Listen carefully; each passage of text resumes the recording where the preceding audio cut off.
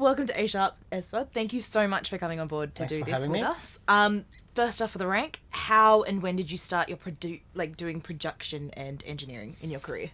Wow, it's a bit of a journey. I got into DJing in the mid to late 80s. Okay. That's what kind of like got me into actually like studio work and stuff like that. Yeah.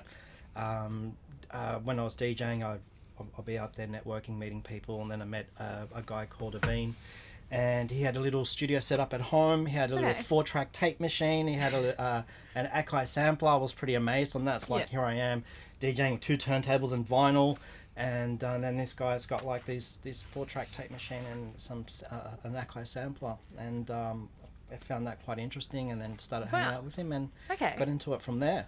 Wow, Yeah. that's a bit of a different kind of area to have come in from it, because a lot of the people that we've been speaking to kind of have come from it from a musical background in the sense of like playing an instrument, but to be Okay, kind of yeah. doing scratch and that whole area is Well, really an interesting way to do it, because my- it's very audio based. Well, yeah, my dad used to be in a band, so I was around music as I was Yeah. growing up. I used to play the Greek bouzouki.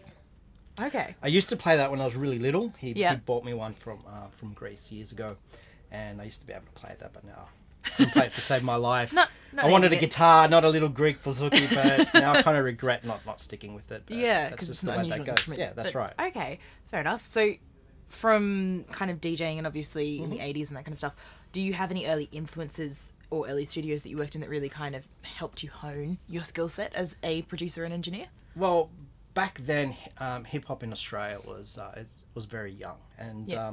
it wasn't known to be in any big studios back in those days. Yeah.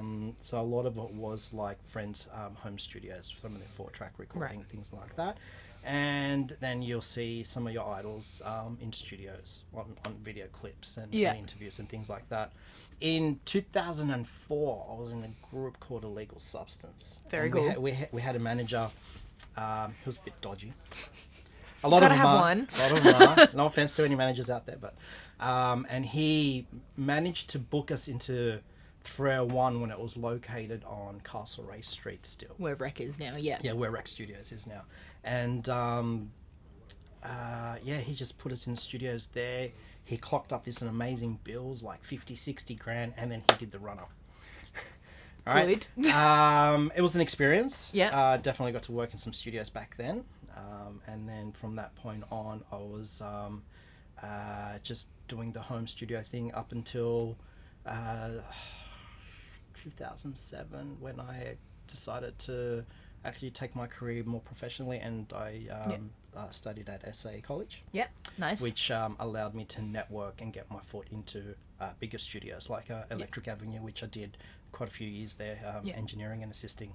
Awesome. Yeah. Okay. So have you, like, from all of those experiences that you've had in various studios, Yep. do you have any particularly important points that are for you almost rules in any kind of session that you're producing or engineering? Yeah, I think one of the main things that I learned working in big studios is adopting the analog procedure in the digital world. Okay. And what I mean by that, things that you normally do on an analog system, like on a console, Yeah. you can easily adopt that in the analog world. In the sense, like I used to always use stereo effects. All right? Okay. That's one thing. This is one thing I Yeah. remember learning from Phil Punch at Electric Avenue.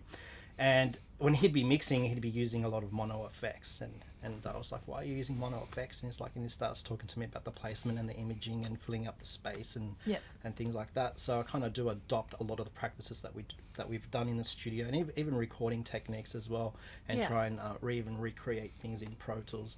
Even like things like Phil used to get this bug mic and put it on the kick drum. It was like a contact mic, which gave us the slap of the kick. Yeah.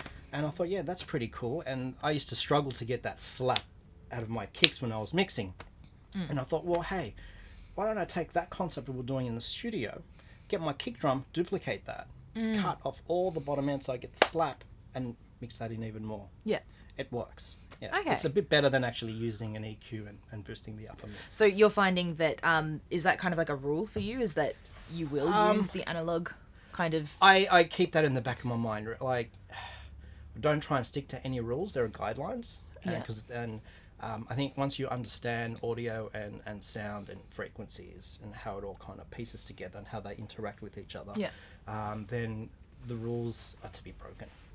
Okay. That's yeah, and that's one of the things that I learned when I was recently in France. Spent a week at Mix with Masters with Young Guru, Yeah. and that's one of his things. He was like, "Cool, everyone knows audio. Now it's time go back to your basics and break some rules." Okay. Yeah, and it's like really unorthodox things. It's instead of like normally I will sit there and try and clean up a kick drum, right? Clean Yeah. up the low mids, Yeah. and some of the subs. This guy will just he'll just filter off some subs and just crank the bass. Right. Okay. And it works. Yeah. It just works. His method actually works. And it's like, okay, well, you understand sound theory. Yeah.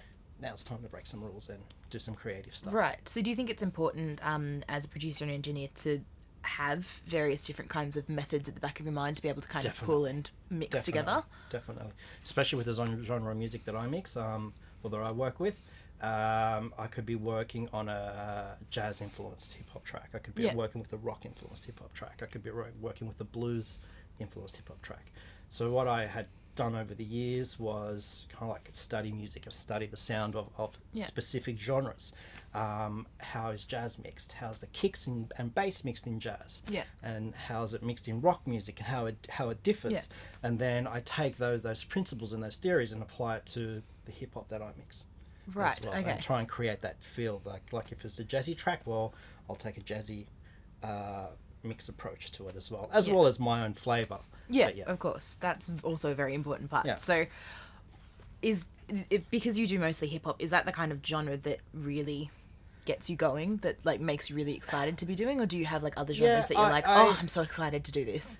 Well, first and foremost, hip hop background, and I do get into all different genres of music, and I do find other genres challenging. I've worked on some punk, which is quite interesting, and just trying to, I've worked on some punk, and the response, they wanted a bigger, bassier sound, so I kind of gave them that, and it was like a bit too bassy, and they just cut it back a bit. Yeah. But my main focus is hip hop. Is hip hop. Yeah. Do you have particular, like, I guess, artists within hip hop that you feel that have completely changed the scene, that you're just like, yes, you're quite amazing, I need to know how you do this?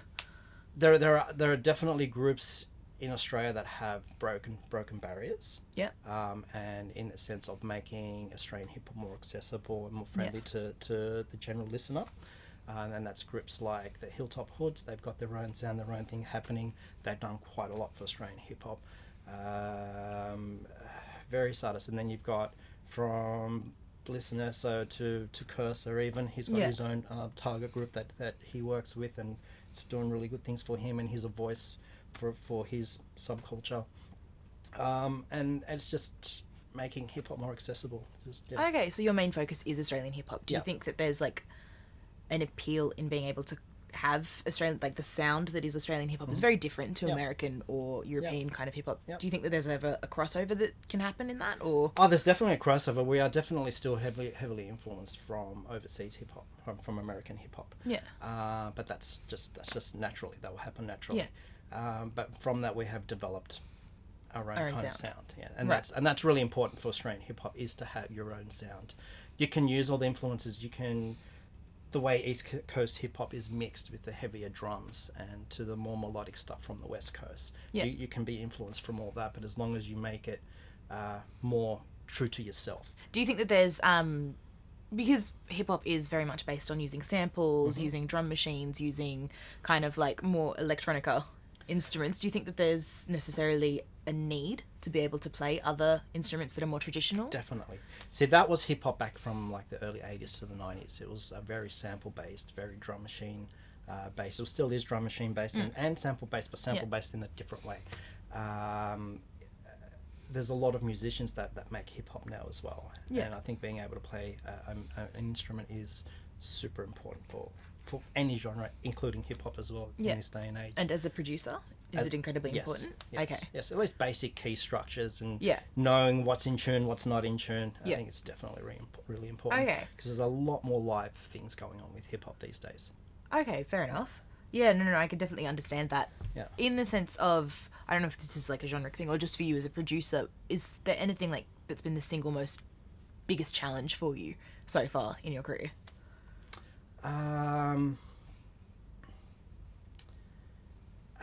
The biggest challenge for my career is to help push hip hop grow, so it can have budgets to come into studios like this. And Okay, so it make doesn't even better really have music. budgets at the moment.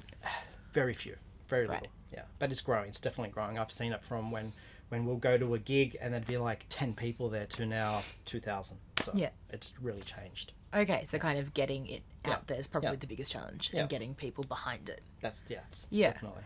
Is there a single decision that you've made professionally that's been the best decision, even if it has been the most challenging? Studying at SAE. Okay. Well, yeah, it was more the networking, getting out there and networking with people and networking with different types of people from different backgrounds, different musical backgrounds. Right. And yeah, it really works. Okay, so networking would Yeah. be the best Yeah. decision you've made. Yeah. Okay. Well, that's pretty much all the questions that I have. Is there anything in particular that you think is really important to impart to other audio engineers who are thinking, or even anybody who's even thinking about kind of going into production and engineering as a career?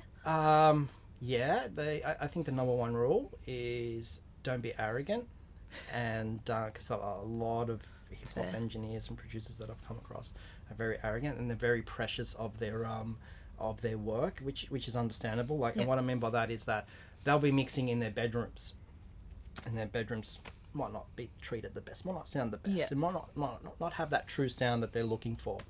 But they're too stubborn to step out of the bedroom and network and meet people Right. and excel in their actual skills. Right. Okay. Yeah. Well, thank you so much for all the information for you kind having of me. imparted us, particularly in hip hop. Yep. And we're very much looking forward to seeing what you do with the Australian hip hop scene Awesome. moving forward. Thanks a lot. Pleasure to meet you. Nice to meet you.